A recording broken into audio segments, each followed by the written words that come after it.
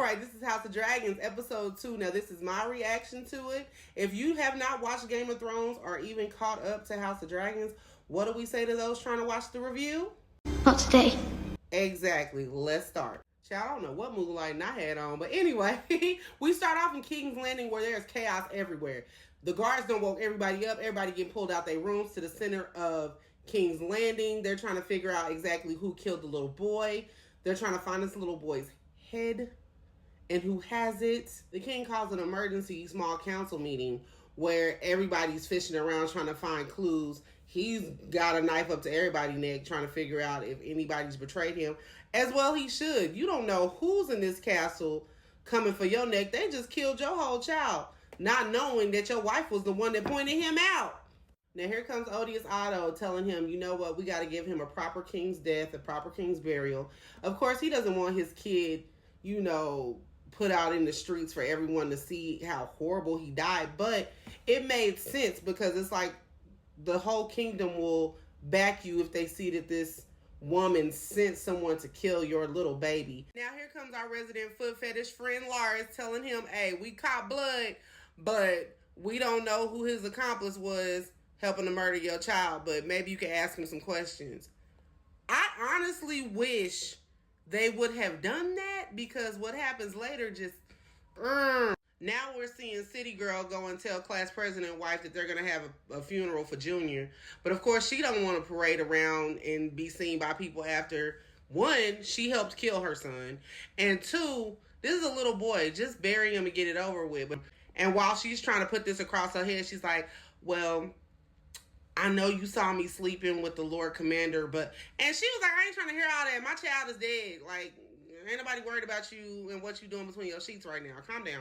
Now, cut to, they actually go straight into the funeral, and they have Allison and Helena riding behind Jaehaera's body, and they have him sitting on top of the casket, or, you know, and so everybody can see him. And as they getting through the funeral, and they show that little boy, and you see those stitches on his neck, no! Just tell the anxiety she was having. She was not wanting to be there. Then the wheel got stuck. Everybody fired. Now everybody walking up to the casket. They rocking it back and forth. You just feel like you're going to see that little boy's head come back off and roll down the street. Ah! Meanwhile, back at House Black, they're telling Rhaenyra that the Ravens are going around blaming her. They flying to everybody, letting her know that she is the queen of killing infants. She didn't even know none of this was going on because her husband, that one, can't read the room, and two, decides that because she's queen, I get a say in whatever happens. You can't use someone's words against them. She did say she wanted Aemon's head. Correct. She did not say, if you can't find Aemon, just bring me anybody's head. And that's where he was trying to twist her words. Oh my gosh, the gaslighting of it all. She asked him a very simple yes or no question.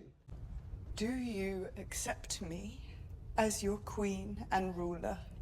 Or do you cling even now to what you think you lost? And he's like, do you think that your daddy really made you queen because he thought that you were capable of being one? That's not what I asked you, sir. Now, after he skips to Malu, she calls stepdaughter Baelin and there's like, hey, go ahead and get Moon Dancer and go ahead and do a little bit of security work for me. I know my son wants to, but I've already lost one, and I don't mind losing you, so go ahead and get to work. Back at King's Landing, sexually frustrated city boy Cole finds Eric and uses his wardrobe being dirty as an excuse to try to show power and tell him to go kill his brother. That was such a random... That was so random. He was like, oh, your cloak is dirty. Well, let me holler at somebody to make it look like I got a little bit of power. Oh, and go kill your brother as well as the queen. And make sure you do it post-haste so that I know that you're actually loyal to the crown. Come on. What was next? What was next? Oh! We see Blonde Slick Rick Aemon at a brothel, balled up in the fetal position, laying in somebody's arms, complaining about how he was supposed to be killed that night. It was a lot telling that he'd rather be up there being coddled like a baby infant than sleeping with the woman. He was like, no, don't touch me. I just want to ball up here like a little baby burrito. What? Okay, next we meet Aelin and Adam on the pier at Driftmark, and they're talking about the war that's about to come, and he mentions Corlys and saying that he owes us. So I'm thinking it's only 2 black people ever shown in Game of Thrones, and 9 times out of 10 they related. So I'm guessing these is kids he had before he got with his wife Niecy Poo, and they feel like they are deserving of something. Something's gonna go down, and they're gonna be a part of it. So back at Dragonstone, we see Rhaenyra has released Mysaria from the dungeons, and she's trying to get vital information out of her, like she's Lori Beth Denver. But she was trying to tell her, look, I was kicked out of my home by the High Towers. I don't like them any more than you do.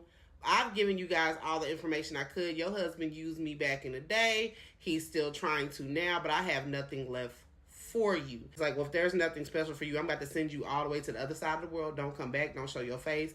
And if I find out you over there, you will be killed on spot. Thanks.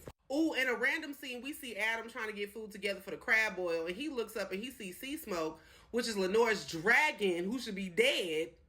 And he looked like he's tired. He looking for him. He could smell him, but he's like, I feel like y'all trying to say he did, but I know he's around here somewhere. If that's not foreshadowing, I don't know what is. Now we get back to King's Landing, where they hanging human-sized piñatas outside because they done killed all the rat catchers. Instead of keeping Blood alive and picking somebody out of the lineup, they just like, well, kill them all.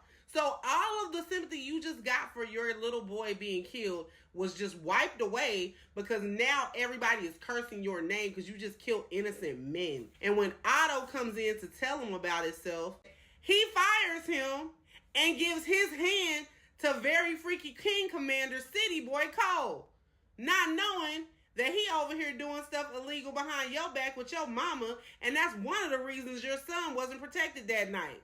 Meanwhile, at Dragonstone, Mysaria is going to catch her spirit flight, and while she walking to her gate, she see a whole nother twin walking up to the castle. She's like, okay, so if I'm walking down, why are you walking up? So she's like, oh, okay, hold on. I forgot, my bag at the check. I got to go ahead and go back and get it. She goes back in the castle. I don't know what she went back for because we ultimately didn't see what happened. But Eric got into the castle scot-free. One, if you decided to and leave elsewhere, wouldn't you have a new uniform? Like, it's high time for you to have some new clothes. Meanwhile, he over here creeping and sneaking around the castle, avoiding everybody, but his brother could smell him. He was like, wait a minute. That smell like my twin. And thank goodness for twin telepathy, because right when he was about to sit there and gut her like a fish, here come Eric walking in behind him. Hey, brother, don't you kill my queen. The whole fight, she couldn't tell what was going on, but I think ultimately Eric did win. Her guard won. And I don't know if it was guilt or he was like, I don't think you'll ever trust me or trust if I'm my twin or not. So I'm just going to go ahead and jump on my own blade. It was such an unnecessary thing to do because you already killed his brother. But he went out like, gee, oh my gosh. Back at King's Landing, now Odious Otto's in here complaining to City Girl Allison about how he's no longer the king's hand. And how he's going to go back home with her son Darren and try to instruct him because maybe he'll listen a little bit better. They got 2 strong-headed men. One who can't see past his own toes, and another one that his mind is on Allison so much he can't even see straight. Once again, for the 17th time in this episode, she tried to confess her sins about sleeping with the Kingsguard or the new hand, and her dad was like, I don't even want to know what your sin is. You sinning, just keep it to yourself. I got better things to do. She walks down the hall and sees that her son, the king, is crying, like bawling, just lost his son, waging a war. He is brought to tears. Looks at him in the doorway. Instead of consoling him as a mother, she turns around and does what? Go back to her room, find Cole, and start smacking him up just so he could turn around and hold her hands and give her some act right. And do what? Sin again. Girl, please, fade to black next episode. Thank you guys for watching this review. Tell me if I missed anything. Tell me if there's anything else that you caught in the show that I could have for the I Love You Brother episode. Thank you for watching. Bye-bye.